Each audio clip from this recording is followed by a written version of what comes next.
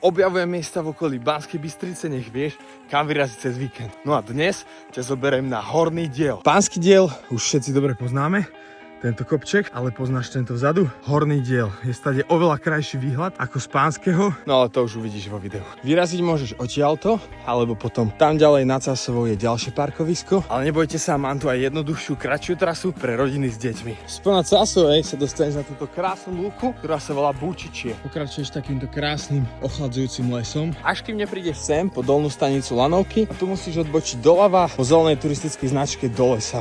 Pokračuješ takýmto krásnym lesným traverzom po celý Pánsky diel.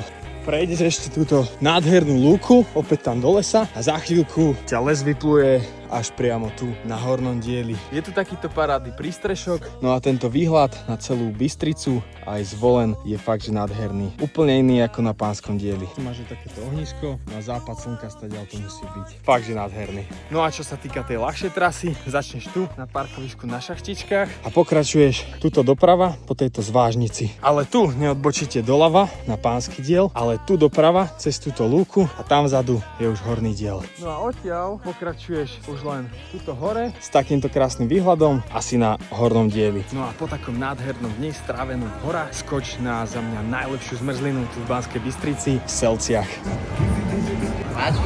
Ďakujem. No a ak ťa zaujímajú presné trasy, komentuj slovo trasa a ja ti ich pošlem všetky do správy. Čauko a sleduj ma pre viac tipov.